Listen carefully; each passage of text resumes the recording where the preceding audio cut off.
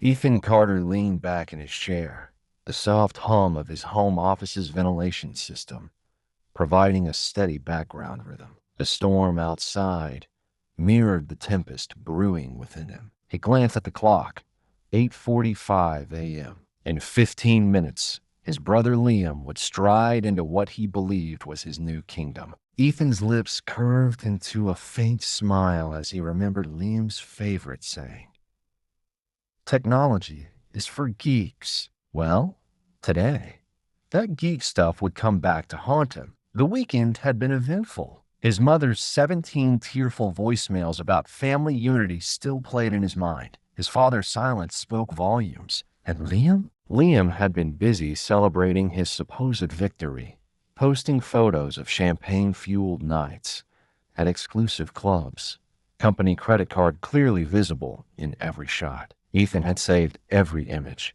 knowing they would serve as perfect evidence of Liam's reckless behavior.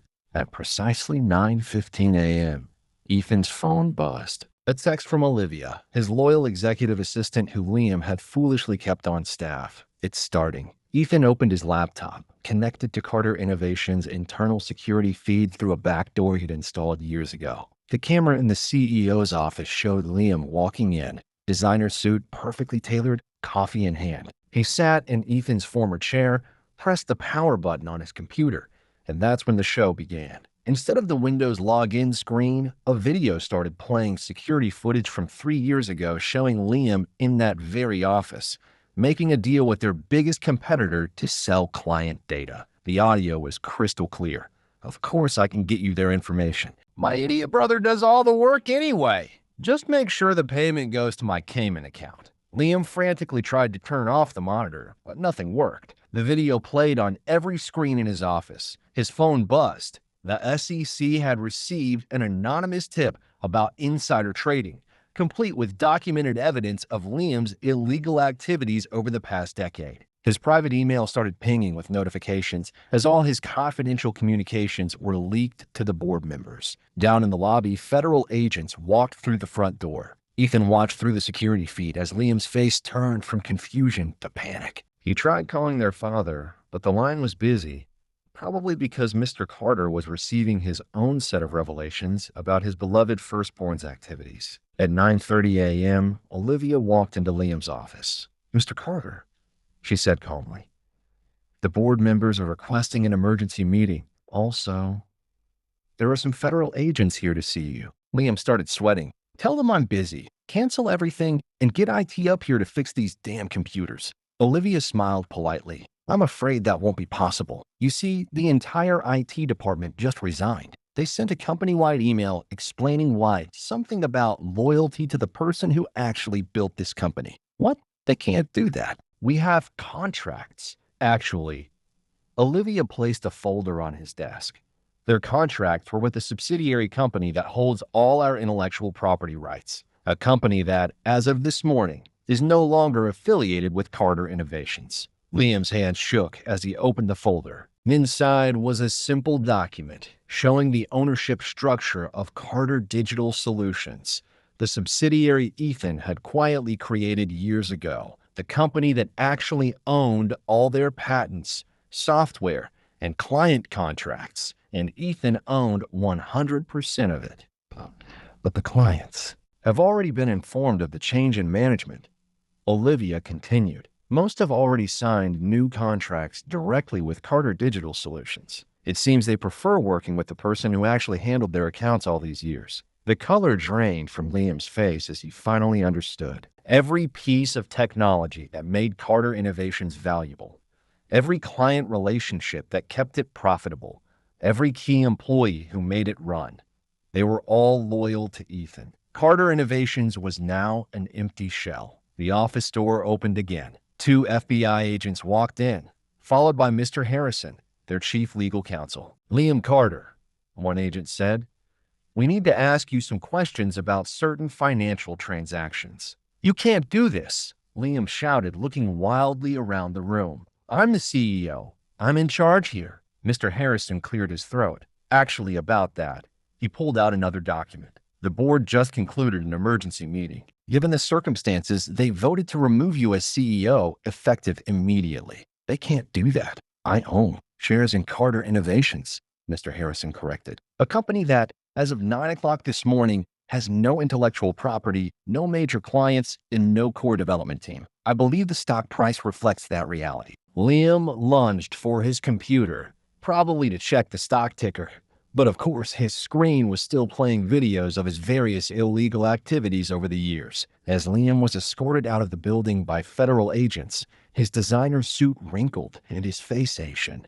Ethan sent one final company-wide email from his remote access to all remaining Carter Innovations employees. You have a choice. Stay with a sinking ship or join us at Carter Digital Solutions, where innovation and integrity actually mean something. Your jobs are secure, your benefits will be better, and most importantly, your hard work will be respected. Within an hour, 90% of the staff had accepted the offer. But Ethan's revenge wasn't complete yet. There was still the matter of dear old dad's retirement fund. The fallout was spectacular. Within 24 hours, Carter Innovations stock had plummeted 70%. News of Liam's arrest made headlines in every major business publication. Tech CEO arrested on multiple fraud charges. Carter Innovations in free fall as scandal erupts. 3 days after Liam's arrest, Ethan sat in his new office at Carter Digital Solutions headquarters, a modern building he'd secretly purchased 6 months ago. Olivia walked in with a familiar face, Mr. Silverstein, their father's financial advisor. He's been calling nonstop, Mr. Silverstein said, looking uncomfortable. Ever since he realized that his retirement fund is worthless. Ethan finished for him because he invested everything in Carter Innovation stock. Their father had always bragged about having skin in the game, keeping his entire retirement portfolio in company shares. It was poor financial planning, but he'd never listened to advice about diversification. Now those shares were worth pennies on the dollar. Your father is desperate, Mr. Silverstein continued. Your mother, she's worried they might lose the house. Ethan leaned back in his chair, thinking about all the times his father had dismissed his warnings about Liam's behavior, all the times he'd attributed Ethan's success to luck rather than hard work. Set up a meeting, Ethan finally said. Tomorrow, 10 a.m. here. The next morning, his parents arrived at Carter Digital Solutions. His mother looked like she'd been crying. His father looked like he'd aged 10 years in a week. They sat across from him in the visitor chairs, the same model as the ones his father used to make him sit in while lecturing him about real leadership. Son, his father began, his voice shaking.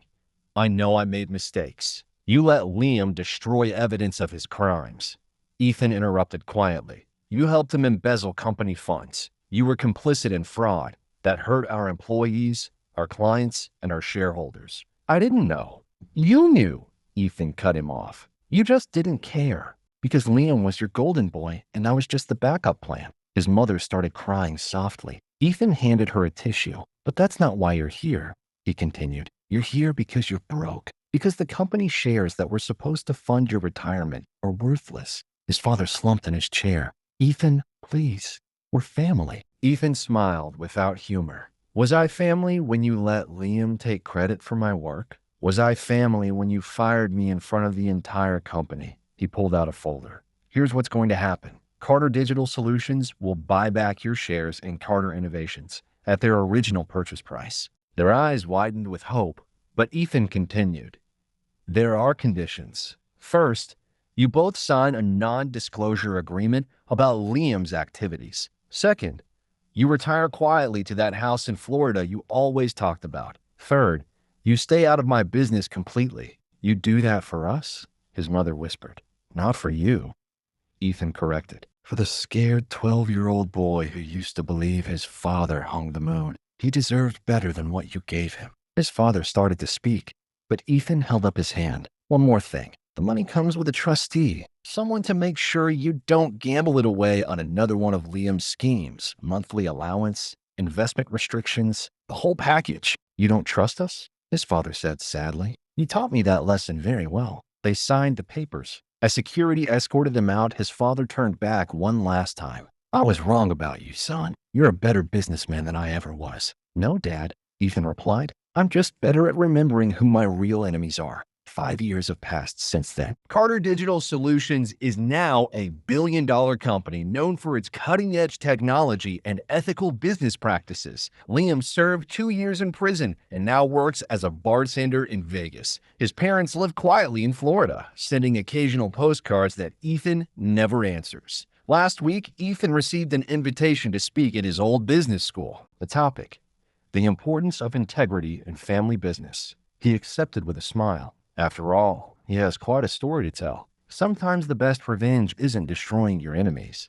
It's building something so successful that they have to live with the knowledge that they bet on the wrong horse. And as for those who wonder how the quiet one, the careful one, the backup plan pulled off such a complete victory, well, let's just say that while the peacocks are busy showing off their feathers, the eagles are watching, waiting, and planning their next move. Because in business, just like in life, it's not about who starts at the top. It's about who's still standing when the dust settles.